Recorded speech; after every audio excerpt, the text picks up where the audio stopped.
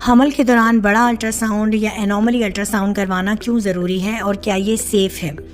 عام طور پر سادہ الٹراساؤنڈ جو کلینکس میں، ہاسپٹلز میں روٹین میں کروایا جاتا ہے وہ آپ کو صرف یہ بتاتا ہے کہ بچہ بچے دانی کے اندر موجود ہے، اس کی دھڑکن چل رہی ہے، بچہ حرکت کر رہا ہے اور اس کا اندازاً وزن کتنا ہے۔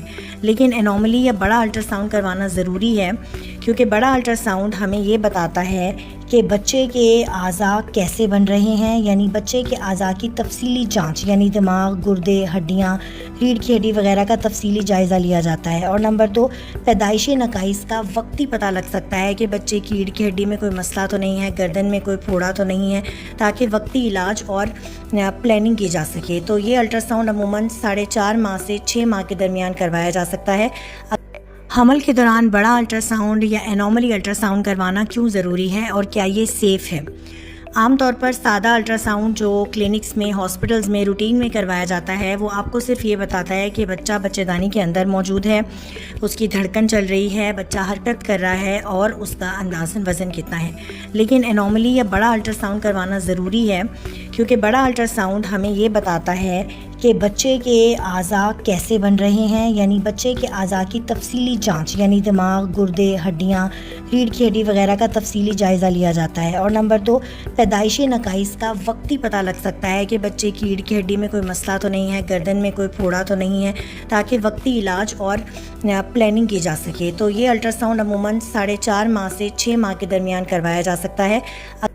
حمل کے دوران بڑا الٹراساؤنڈ یا انوملی الٹراساؤنڈ کروانا کیوں ضروری ہے اور کیا یہ سیف ہے؟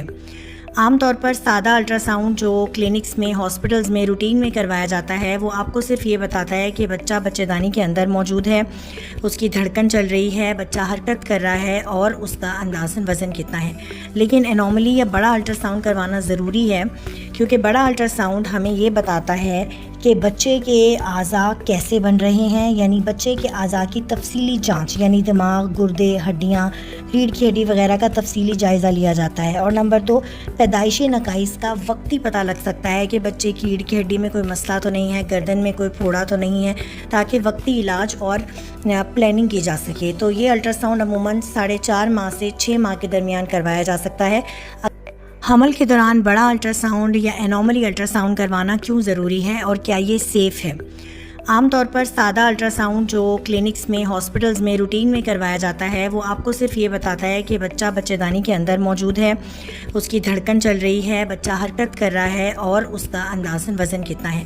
لیکن انوملی یا بڑا الٹراساؤنڈ کروانا ضروری ہے کیونکہ بڑا الٹراساؤنڈ ہمیں یہ بتاتا ہے کہ بچے کے اعضاء کیسے بن رہے ہیں، یعنی بچے کے اعضاء کی تفصیلی جانچ، یعنی دماغ، گردے، ہڈیاں، ریڑھ کی ہڈی وغیرہ کا تفصیلی جائزہ لیا جاتا ہے۔ اور نمبر 2، پیدائشی نقائص کا وقتی پتہ لگ سکتا ہے کہ بچے کی ریڑھ کی ہڈی میں کوئی مسئلہ تو نہیں ہے، گردن میں کوئی پھوڑا تو نہیں ہے، تاکہ وقتی علاج اور پلاننگ کی جا سکے۔ تو یہ الٹراساؤنڈ عموماً 4.5 ماہ سے 6 ماہ کے درمیان کروایا جا سکتا ہے۔